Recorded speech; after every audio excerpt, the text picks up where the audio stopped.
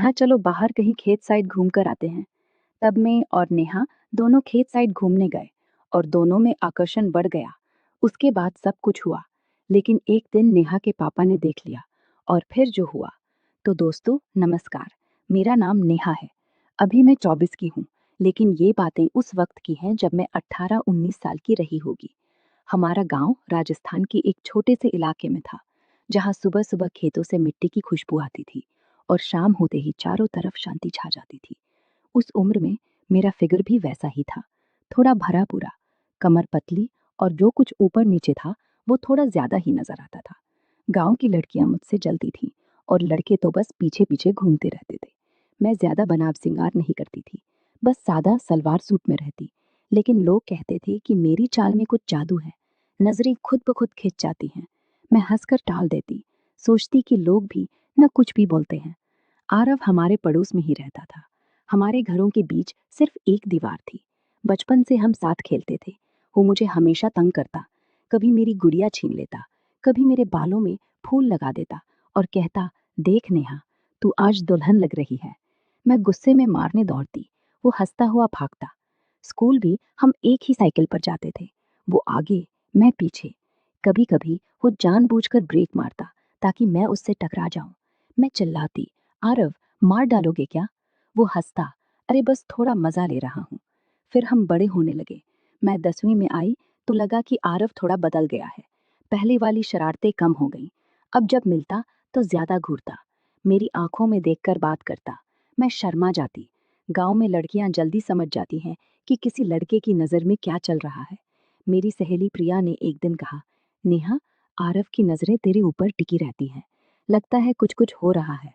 मैंने हंसकर कहा, पागल है तू, वो तो बस बचपन का दोस्त है। लेकिन अंदर से दिल तेज धड़कने लगा था। एक गर्मियों की छुट्टियों में मम्मी पापा खेत पर गए थे। मैं घर पर अकेली थी। दोपहर का समय था, गर्मी बहुत तेज। मैं अपने कमरे में पंखे के नीचे लेटी थी, हल्के कपड़ों में। दरवाजा खुला था क्योंकि हवा आ रही थी। अचानक आरव की आवाज आई, नेहा, घर पर है? मैं घबरा गई, जल्दी से दुपट्टा उड़ा और बाहर आई। वो दरवाजे पर खड़ा था, हाथ में आमों की टोकरी। बोला, देख, हमारे पेड़ से ताजे आम तोड़े हैं, तेरे लिए लाया। मैं मुस्कुराई, अंदर आ जा। वो आया, कमरे में बैठ गया। गर्मी से वो बार बार पसीना पहुंच रहा था। मैंने पानी दिया। वो पीते हुए बोला, नेहा, तू अकेली है घर पर? मैंने कहा, हाँ, मम्मी पापा शाम तक आएंगे। वो चुप रहा, फिर बोला, बहुत गर्मी है ना? मैंने हाँ कहा। वो उठा, खिड़की के पास गया और बोला, इधर आ, यहाँ हवा अच्छी आ रही है। मैं धीरे धीरे गई, उसके बगल में खड़ी हो गई। सच में हवा सुकून दे रही है। हम चुप थे।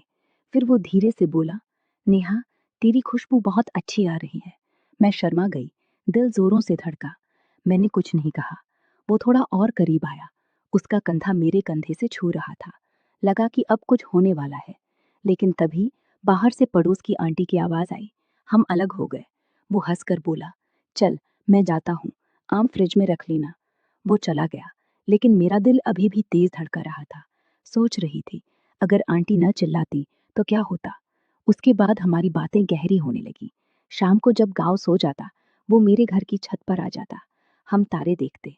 वो कहता, नेहा, तू बहुत खूबसूरत है। मैं कहती, चुप कर, कोई सुन लेगा। वो हंसता। एक बार उसने मेरा हाथ पकड़ लिया। मैंने छुड़ाया नहीं, उसका हाथ गर्म था। हम चुप बैठे रहे। लगा कि वो कुछ कहेगा, लेकिन वो बस हाथ दबाता रहा। रात ज्यादा हो गई तो वो चला गया। मैं बिस्तर पर लेटी रही, नींद नहीं आई।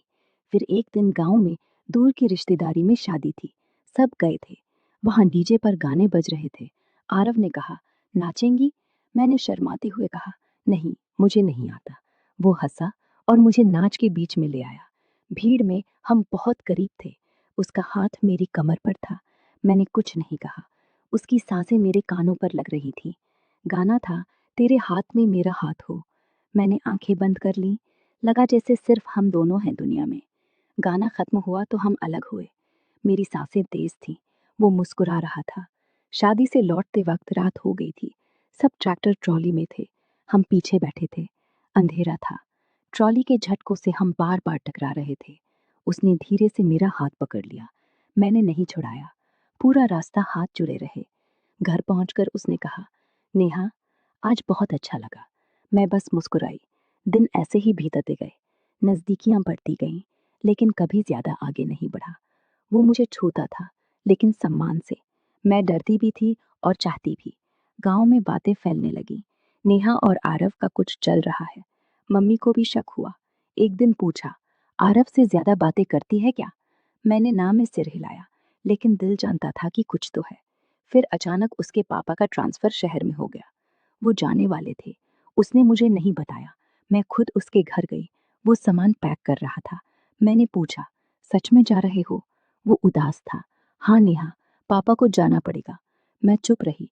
वो बोला, नेहा, मैं तुझसे बहुत कुछ कहना चाहता था। मैंने पूछा, क्या? लेकिन उसकी माँ आ गई। मैं घर लौट आई। रात भर रोती रही। वो चले गए। कई महीने कोई खबर नहीं। मैं उदास रहने लगी। फिर एक दिन उसका फोन आया, नेहा, मैं कुछ दिनों के लिए वापस आ रहा हूँ। मैं खुश हो गई। वो आया, हम फिर छत पर मिले।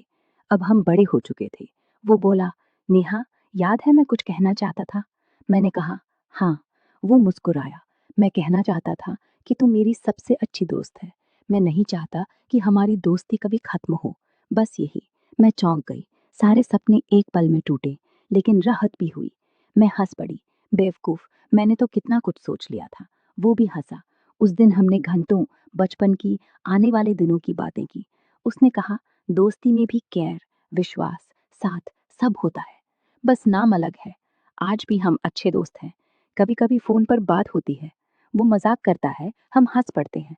एक रात वो मेरे घर आया, जब सब सो गए थे। हाथ में एक पैकेट था। बोला, समय आने पर दिखाऊंगा। हम रात भर बातें करते रहे। वो बोला, नेहा, तू कितनी सुंदर है। मन करता है। मैंने कहा, जो मन में है बोल दे। हम अच्छे दोस्त हैं ना? लेकिन रात ज्यादा हो गई। मम्मी ने बुलाया, नेहा, सो जा, कल मंदिर जाना है। वो चला गया और बोला, कल सरप्राइज दूंगा। सुबह मैं साड़ी पहनकर मंदिर के लिए निकली तो दरवाजे पर आरव खड़ा था, हाथ में कार्ड। बोला, सब लोग मेरी शादी में जरूर आना। मैं शॉक हो गई। अंदर से थोड़ा दुख, थोड़ा ढी खुशी। उसके बाद मैं शहर पढ़ाई के लिए चली गई। अब भी फोन पर बात होती है, बस एक अच्छे दोस्त की तरह। तो दोस्तों, यही थी मेरी और आरव की कहानी। उम्मीद है आपको पसंद आई होगी। अगर अच्छी लगी तो कमेंट में ज़रूर बताएं और चैनल को सब्सक्राइब कर लेना।